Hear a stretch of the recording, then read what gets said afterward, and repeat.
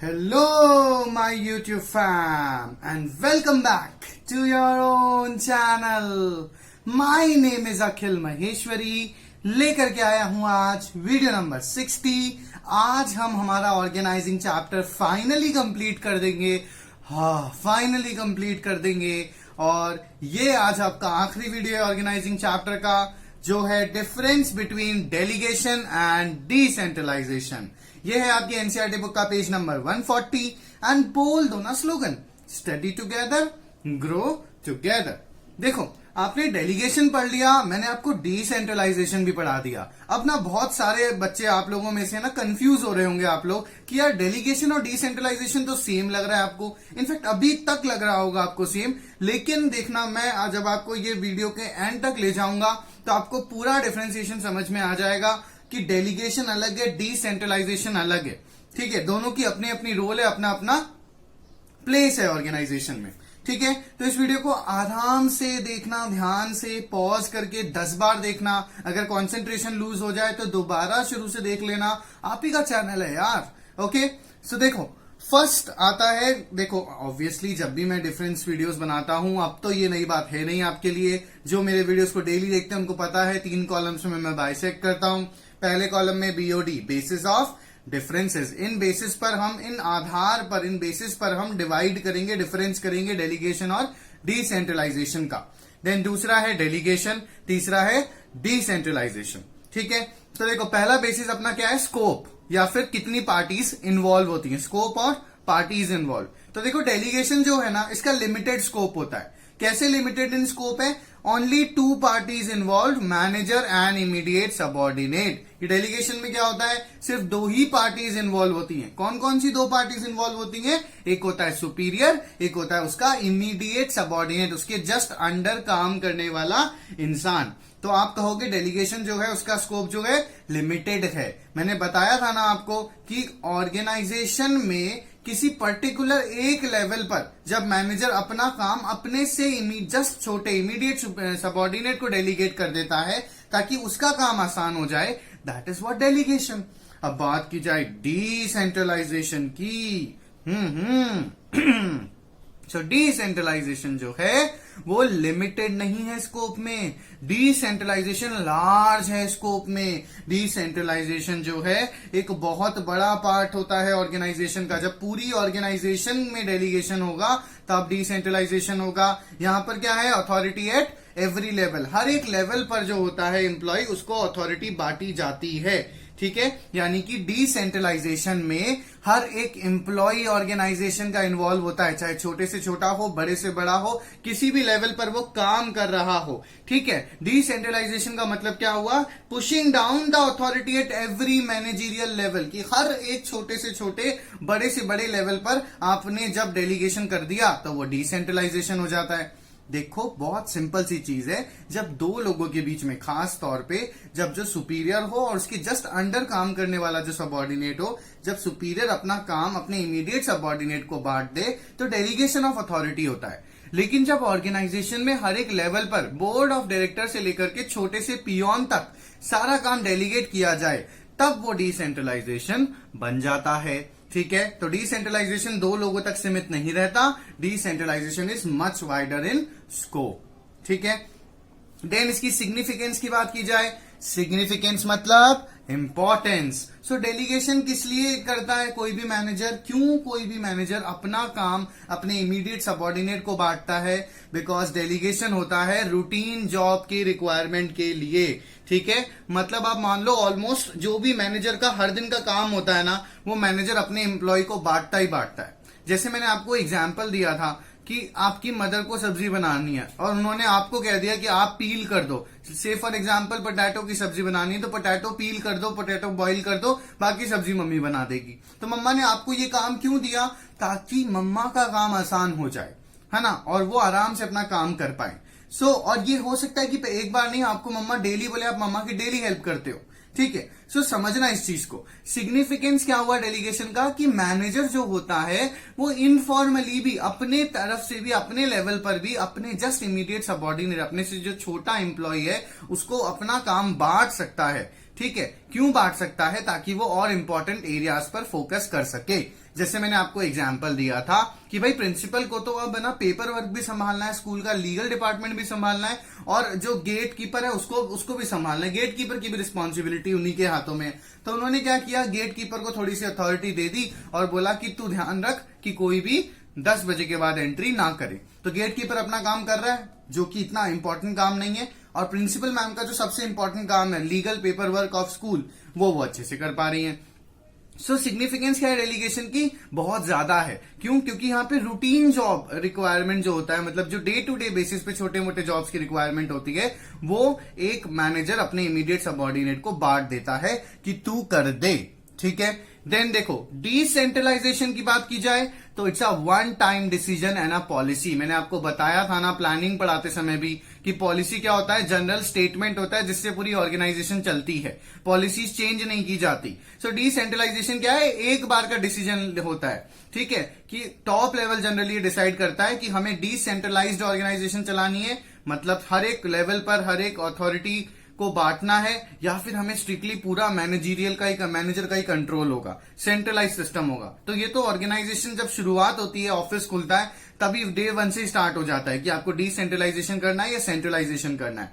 ठीक है, और अगर एक बार आपने डिसेंट्रलाइजेशन अपना दिया, एक बार आपने अपने एम्प्लॉयज को पावर दे दी, अथॉरिटी दे दी काम करने की, तो बहुत डिफिकल्ट है आप उस डिसीजन से स्टेप बैक कर सको।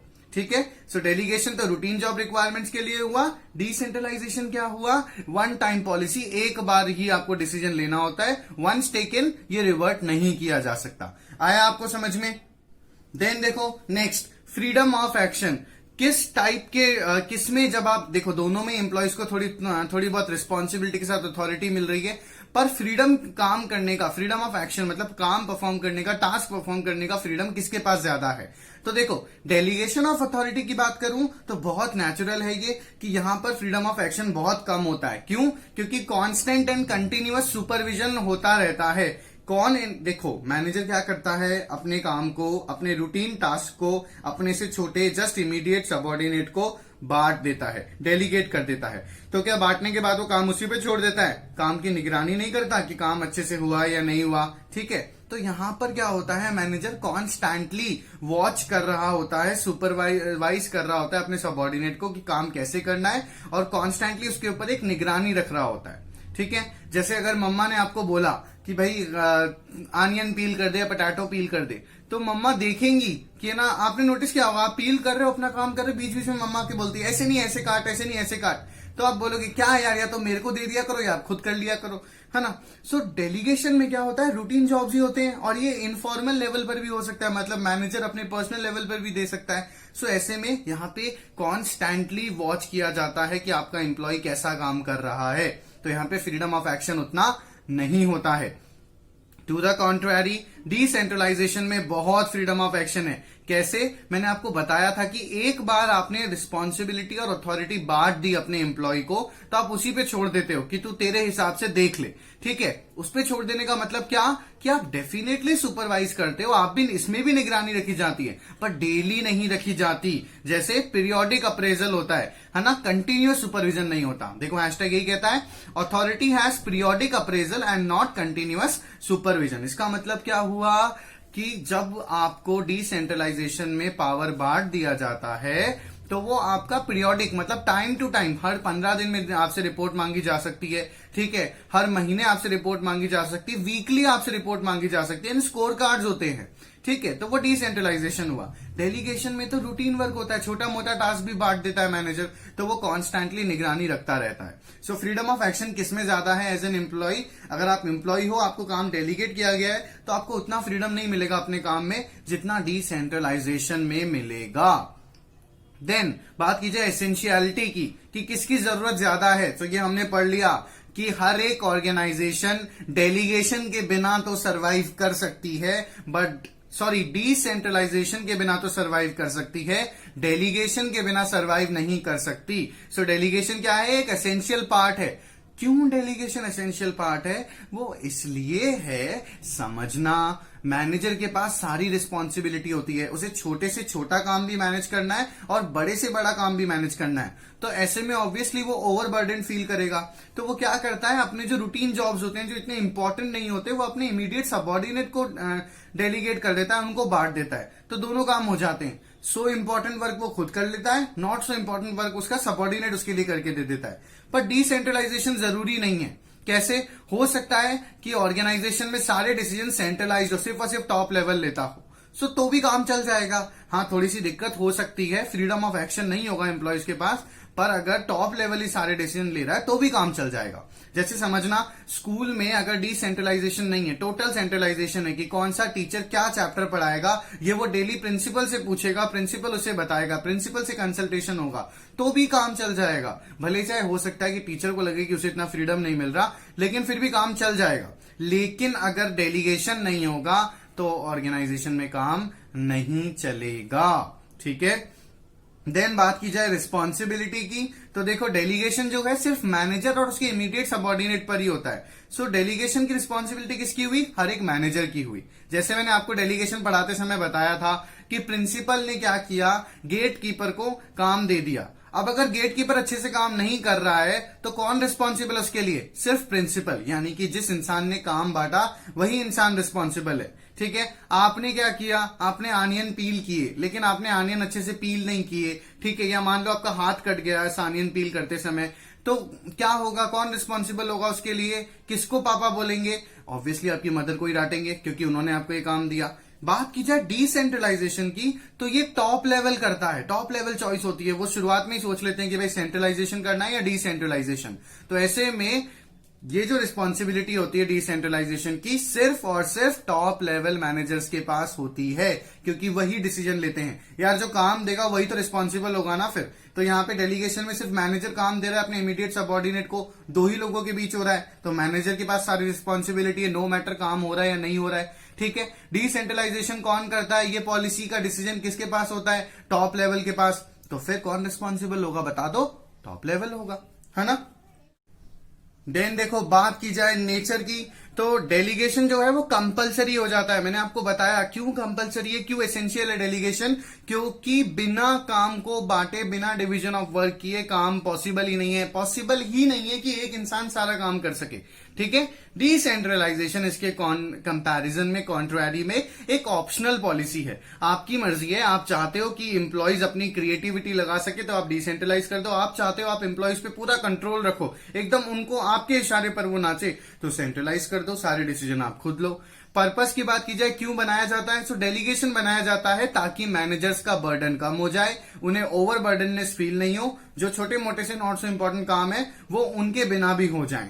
ठीक है। लेकिन अकाउंटेबिलिटी उन्हीं की रहती है। देन डिसेंट्रलाइजेशन इसलिए किया जाता है ताकि सबऑर्डिनेट्स का रोल इंक्रीज हो, वो अपनी क्रिएटिविटी यूज कर सके, अपने पार्ट पे डिसीजन ले सके, खुद का इनिशिएटिव ले सके।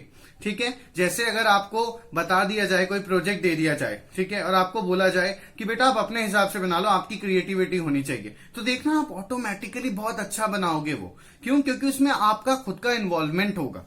ठीक है। सो डिसेंट्रलाइजेशन क्या करता है, सबऑर्डिनेट्स का जो लोअर लेवल पे एम्प्लॉयज होते हैं पूरी ऑर्गेनाइजेशन में, उनका रोल बढ़ा देता है। और ग्रांट ऑफ अथॉरिटीज अगर बेसिस मान ले हम, तो डेलीगेशन में क्या होता है, authority is granted by immediate superior. कौन देता है डेलीगेशन, कौन करता है डेलीगेशन? एक मैनेजर करता है डेलीगेशन। किसको डेलीगेट कर सकता है वो? सिर्फ और सिर्फ उससे छोटे, उससे जस्ट इमीडिएट सबऑर्डिनेट पर। लेकिन डिसेंट्रलाइजेशन में कौन करता है, कौन डिसाइड करता है कि भाई डिसेंट्रलाइजेशन होगा, हर एक लेवल पर सारे थोड़े थोड़े अथॉरिटी हम सारे एम्प्लॉयज को देंगे, ये टॉप लेवल करता है। So authority is granted by top level. I hope मैं आपको डेलीगेशन और डिसेंट्रलाइजेशन में जो डिफरेंसेस हैं बताने में हेल्पफुल रहा। इन केस अगर आपको नहीं समझ में आया है तो मेरी आपसे एडवाइस यही है कि दोबारा इस वीडियो को आराम से पॉज करके सुनना, आपको जरूर आएगा समझ में। फिर भी ना आए तो कमेंट सेक्शन में अपनी क्वेरी पोस्ट कर देना। Thank you so much for watching this video. Do like, share and subscribe. Bye bye.